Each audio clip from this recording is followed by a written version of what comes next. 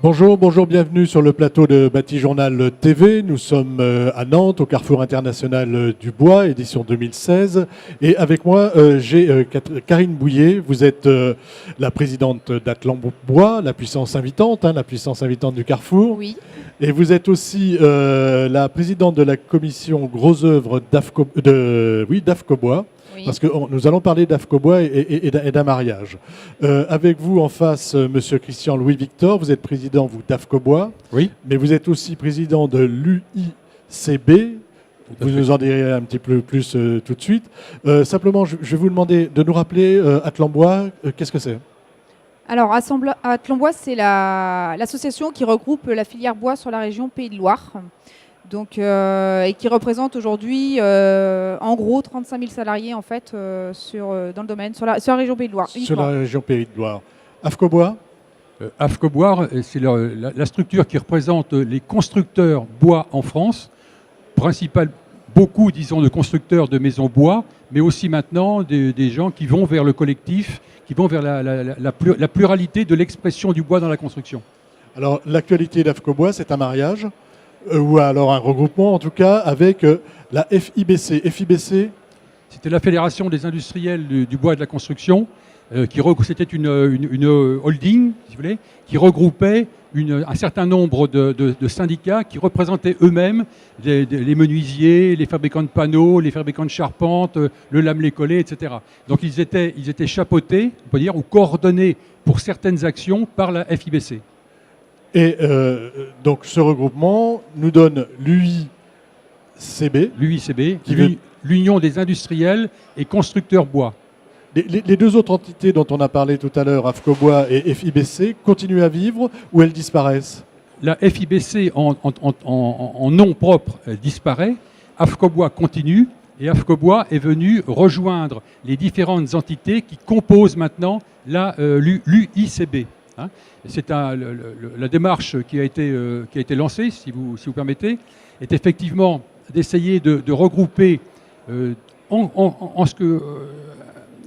considérant que chacun garde sa propre culture, sa propre personnalité, c'est-à-dire les industriels dont je vous ai parlé qui représentent des secteurs très identifiés, dont AFCO Bois, mais nous avons des thèmes communs, notamment au niveau des pouvoirs publics, notamment des grands thèmes qui sont les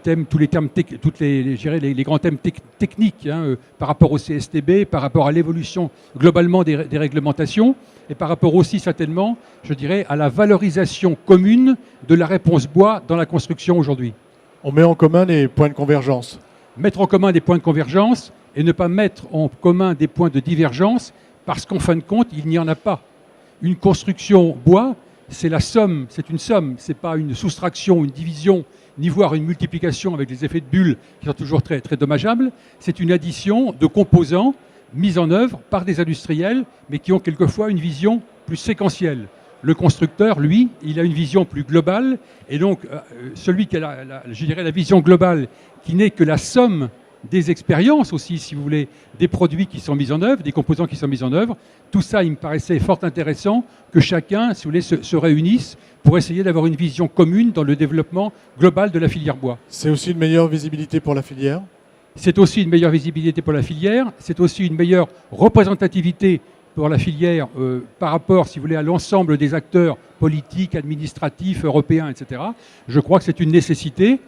Ce n'est pas quand tout va mal que tout le monde se regroupe, c'est par rapport aux grands enjeux qui sont ceux aujourd'hui de l'aménagement de ce territoire, sans oublier effectivement une vision sociétale qui privilégie des produits nobles, entre guillemets, et le bois en étant un par excellence. Voilà, le bois, très bonne image. Très bonne image. Mais il faut qu'au plan technique, peut-être que les choses allaient encore un peu plus loin aujourd'hui, ou est-ce qu'aujourd'hui on est, peut-être vous posez la question à vous, sur le plan technique, on est prêt ? Sur le plan technique, le bois répond à beaucoup d'enjeux aujourd'hui et répond à beaucoup de demandes normatives. Enfin, maintenant, aujourd'hui, on est sûr de nous sur tous les points. Le point sur lequel il faut qu'on travaille le plus sur notre filière aujourd'hui, c'est la commercialisation vis-à-vis des clients. Voilà. Ça, c'est quelque chose dont on va s'occuper à l'UICB ? Tout à fait. L'UICB va chercher, si vous voulez, à trouver les points de convergence positifs entre tous les acteurs, de façon à les valoriser Et de façon à ce qu'effectivement, s'il pouvait y avoir encore un doute de la part de certains acteurs, collectivités locales, voire architectes, clients en règle générale, c'est de lever ces barrières-là et les lever de façon sans aucune ambiguïté. Puisque, comme le disait Madame à l'instant, le bois a amélioré ses performances technologiques par son traitement, par des techniques de mise en œuvre, par le collage, etc., qui permettent effectivement de transcender complètement la vision de la réponse technique qu'il pouvait effectivement apporter. Le fait qu'Alain Juppé ait donné le feu vert pour construire dans un premier temps une tour sur Bordeaux, 50 mètres plus ensuite 75 mètres, va montrer que le bois est parfaitement capable de répondre aux grands enjeux technologiques des prochaines années.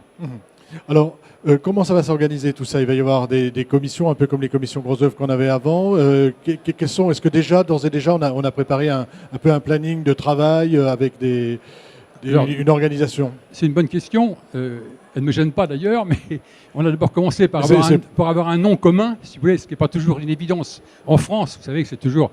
Vous avez un pays où la sémantique a un rôle malheureusement peut-être trop important. Voilà, donc d'abord un nom commun, plus un logo commun, puis bien évidemment, dans un deuxième temps, donc maintenant, si vous voulez, la création de commissions de travail, de réflexion, pour effectivement valoriser, booster, si vous voulez, effectivement, la réponse qualitative bois, qui est celle des acteurs d'AFCO Bois et des différents industriels qui composaient avant la FIBC et maintenant l'UICB. Alors, on va voir peut-être un exemple de ce qui pourra se faire au sein de cette nouvelle organisation. On va parler avec vous d'une offre qui est l'offre premium. Et ça, c'est quelque chose qui, pour vous, est typiquement quelque chose qu'on pourra faire avec ce regroupement avant de dire ce qu'est l'offre premium. Tout à fait. En fait,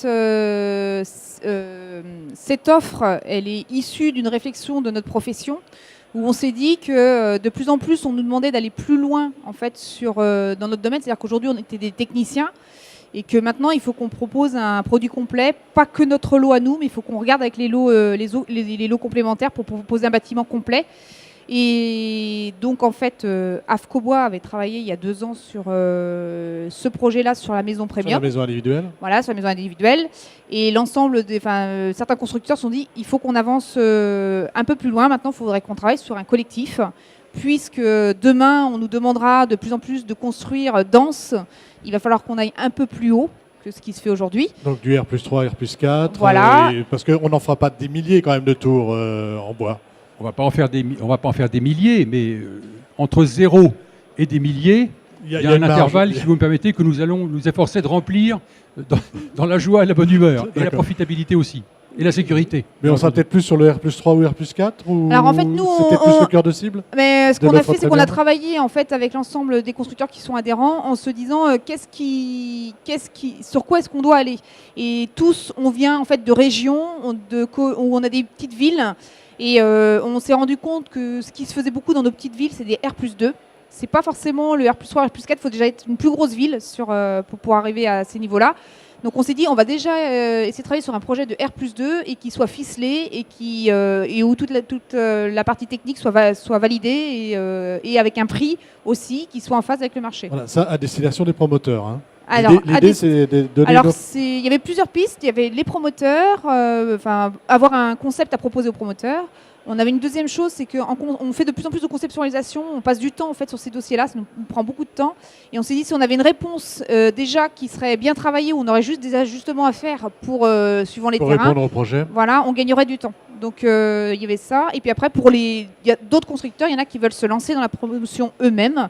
Donc en y allant par étapes, en faisant un petit collectif, après un second, voilà, et on voulait pouvoir leur proposer aussi cette solution-là. Vous vouliez ajouter quelque chose ? Oui, ce que je voulais dire, c'est que les acteurs d'AFCO Bois veulent devenir des acteurs globaux, si vous voulez. Et on pensait qu'ils pouvaient uniquement faire des ossatures de maisons, etc., etc.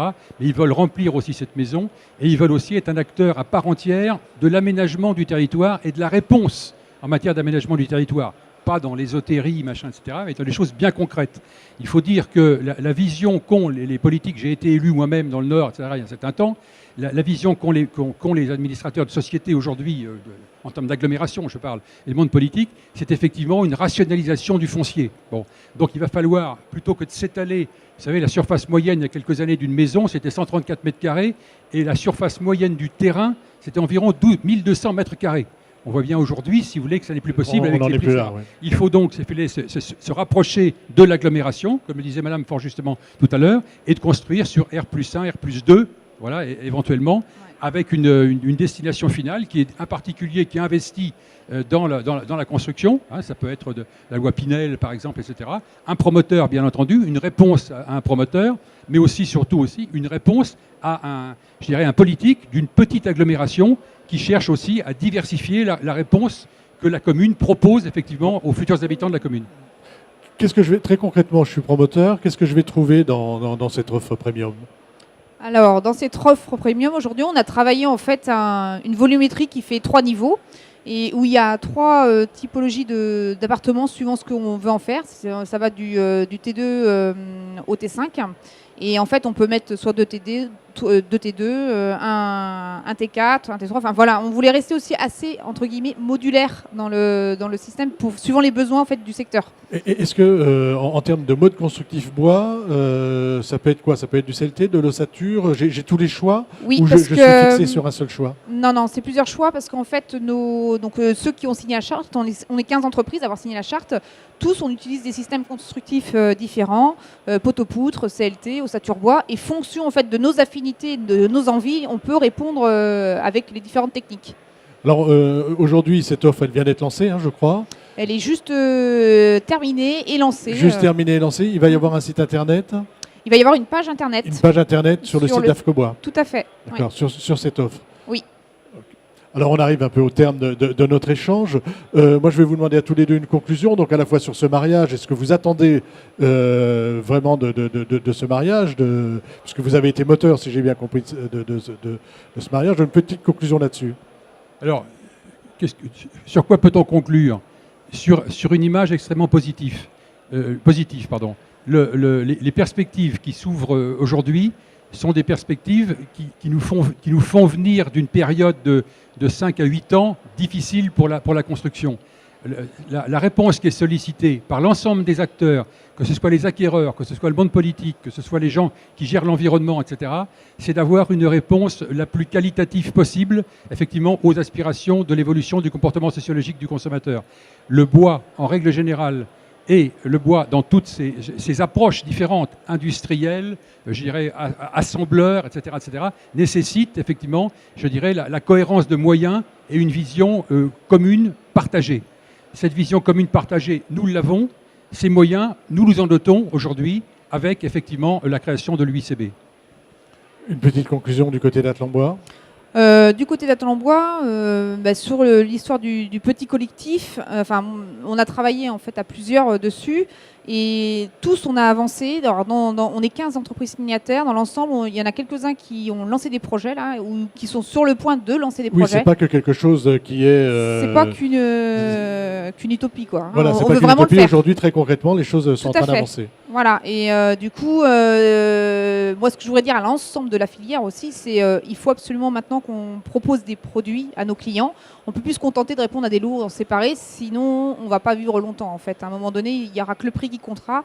Et si on veut mettre en valeur en fait nos compétences, il faut qu'on aille plus loin en fait dans la proposition. Plus loin dans la proposition. Ben, écoutez, ce sera le mot de la fin. Je vous remercie beaucoup. Merci d'avoir participé à ce petit échange.